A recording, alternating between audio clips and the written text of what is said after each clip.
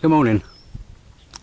This video is for anyone who's interested in maybe taking out a private pension plan, especially with Phoenix Life of Peterborough. I'm going to tell you my story.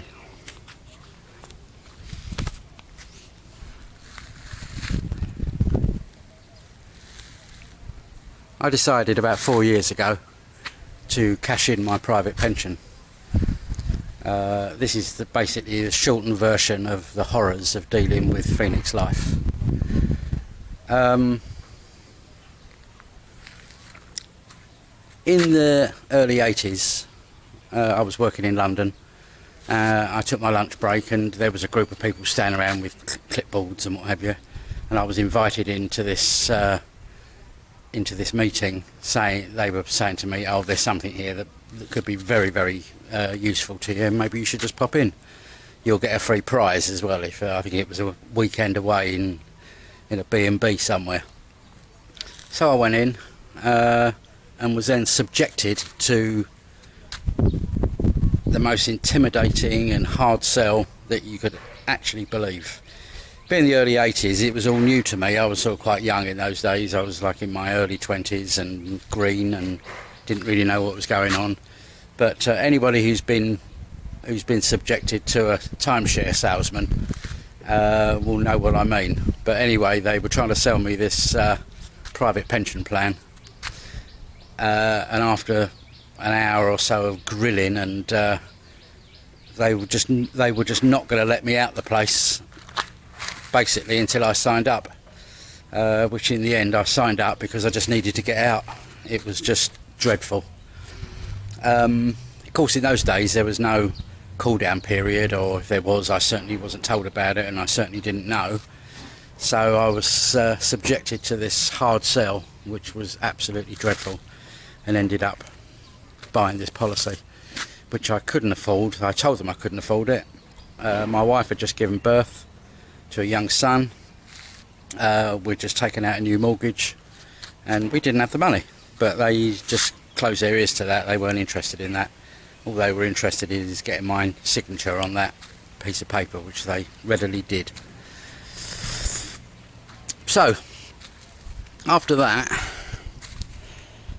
I was lumbered with it, and I paid it for quite a few years. But anyway, in the mid-90s, my wife and I split up. A lot of things happened. But anyway, in 2008, my fiance, at 38 years old, died. Very sad. And a few months later, my mother died. She'd had a long illness and she died. She was only 76, which these days is young. I was running a catering business. I was a chef for a very long time. I was running a catering business, and after my fiance died, who worked with me, I was then working alone then for a year. Very hard work, you know, with the sadness of the deaths and my fiance dying. Running a catering business, which was very busy at the time, on my own, literally just killed me. What with the rising prices of produce and meat and fish and what have you, it became very, very hard, and you just burn yourself out. You know, I didn't trust many people to work for me. I burnt myself out, so I decided to take myself off to a holiday to Thailand, try and put a bit of life back into me. So that's what I did.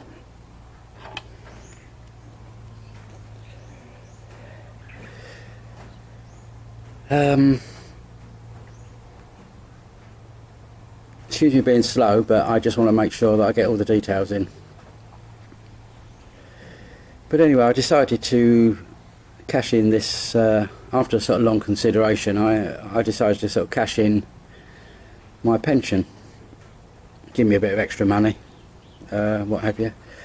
And after lots and lots of to-ing and fro-ing and backs and forths and letters, which took months and months and months, Phoenix Life turned me down for some reason, without any in-depth explanation and what have you. So that was it. But anyway, in my tours to Thailand, I went sort of backwards and forth a few times. I met a lovely lady after a few years. We were together then, we're together now.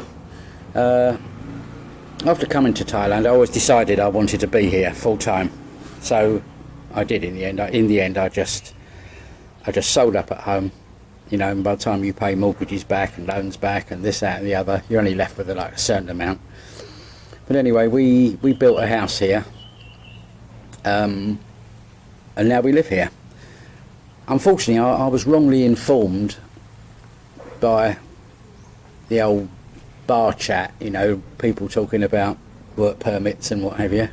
But I was wrongly informed about getting a work permit. And getting a work permit is not only very, very expensive, but it's very difficult, because you have to like open up a company, you have to employ. The complexities and the cost of it are just ridiculous, you know, to get a work permit here. A lot of foreigners that do work here normally work for a company, and that's all paid for by them. So working here became sort of nigh on impossible. But of course by this time I sort of bought the house, and there you go. But then after a while I started to become ill. I'll tell you what, I've got what I believe to be prostate problems. You know, that could be anything. So I decided, so to get treatment in Thailand you have to pay for it. This is if you're a foreigner, you have to pay for it, and it's not cheap. So I thought about it, and I thought, well, I've got to come up with some cash to get myself sorted out. Obviously working wasn't a problem, and I had a few years yet to wait for my state pension to come through. So I thought, I know what I'll do. I'll go back to Phoenix and tell them my problem. The fact it's my money, I'm not asking for anything that's not mine. You know, it's my money. And I thought, well, if I sort of tell them my story, they're bound to help me. But anyway, that's where the fun starts. But if any of you have ever read the Phoenix Life complaint blog, you'll understand some of the problems I've had. I'll put a link below for this complaint blog. It's like reading hell on earth. But after I was initially turned down, I thought to myself, well, the money's mine. It's not anybody else's, it's mine. Why is somebody telling me what I'm allowed to do with my own money? Is that right, you know? But anyway, I was having trouble, you know. Anyone who knows anything about prostate problems, you know the problems. It's, you know, some of them personal, some of them having trouble urinating and pain and discomfort and what have you. But of course, without any money, I can't go to a doctor and get it sorted out, unfortunately. So I had to come up with another idea. But just a sort of few figures. In the UK, in 2016, I think it was 48,000 men were diagnosed with prostate cancer. 12,000 of those died. 84 survived because they had like early diagnosis, which is important, and obviously this is what I'm trying to do. But anyway, so I went through the whole jumping through the hoops. In the meantime, when I applied with Phoenix, they said what we might be able to do is a thing called extreme circumstances. Because of government legislation, it was difficult to cash in the pension. You know, these pension companies, they love to sort of quote they hide behind all the government legislation, you know. But what they did come up with, after I explained my problems here, the fact that I couldn't work and it was very difficult for me to get back to the UK because of costs and where am I going to stay, and obviously I'd literally sort of burnt my bridges really when I came here. So they said we might be able to do it for you on extreme circumstances. So, but what I had to do, I had to go to a doctor, get a letter, be examined, get a letter, send it to Phoenix with all the details of, you know, my problems, etc, etc.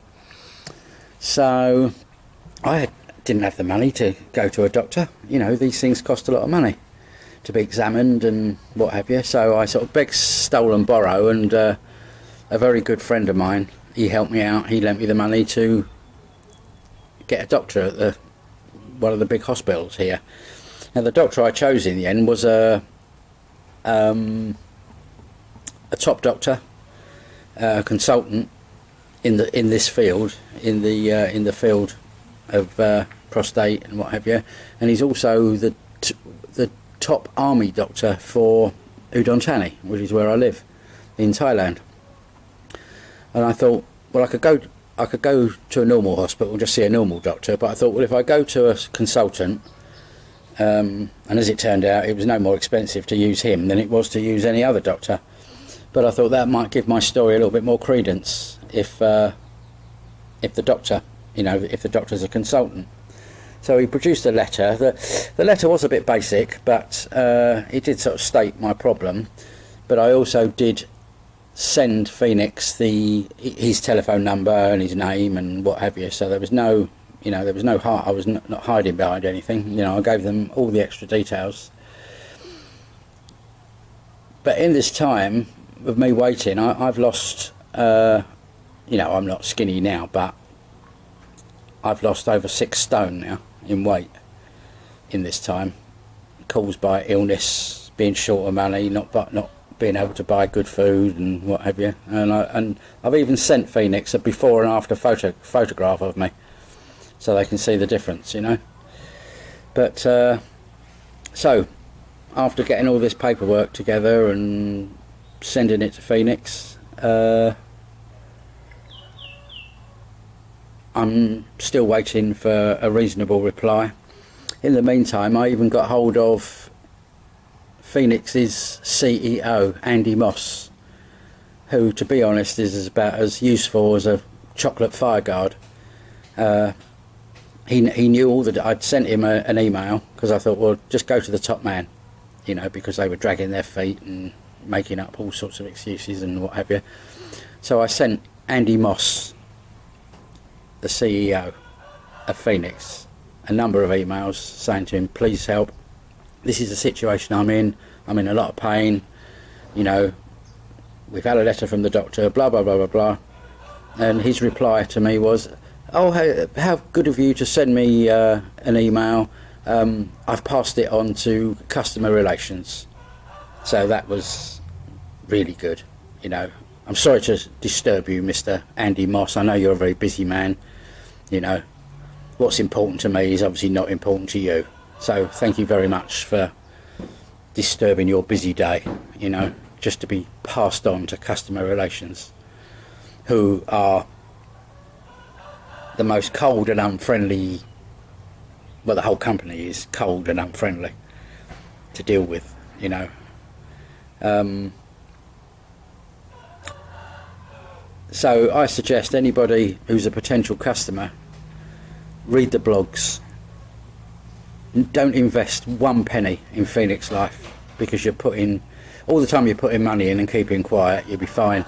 But the minute you actually need something, maybe a bit of help, they don't want to know. They'll treat you like trash. As far as Phoenix is concerned, we're a number. I actually said to them, please treat me like I'm a human being, a person, somebody who feels pain, somebody who's hurt, somebody who needs your help. You know, I've given you everything you've asked for. I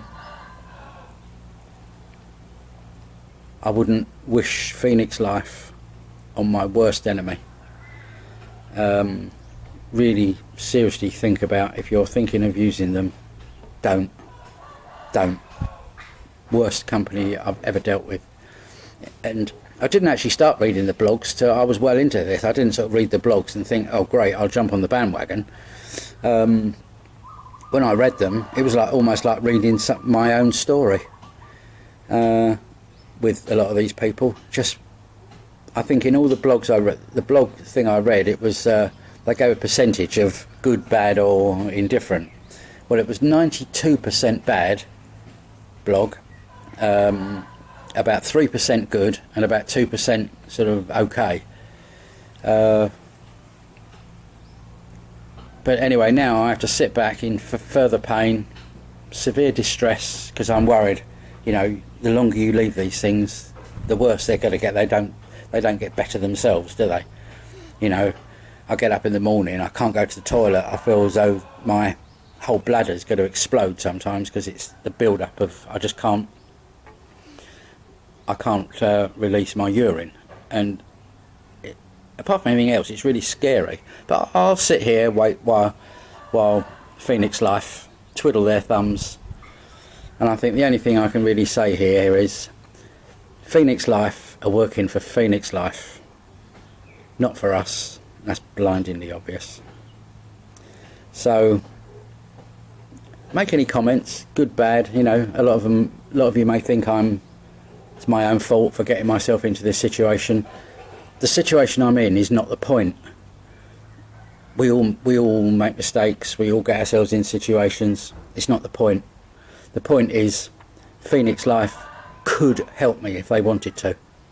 It was them that come up with the extreme circumstances case. I need their help. It's my money. I'm not asking for anything that's not mine. I don't want a penny more, a penny less of what's not mine.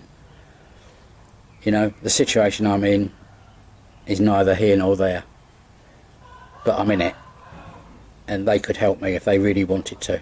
So let's see. But anyway, make any comments below. As I say, I'll leave a link to the Phoenix Life complaints blog. You'll enjoy that. But anyway, thank you very much indeed, and Swadee Kap from Thailand.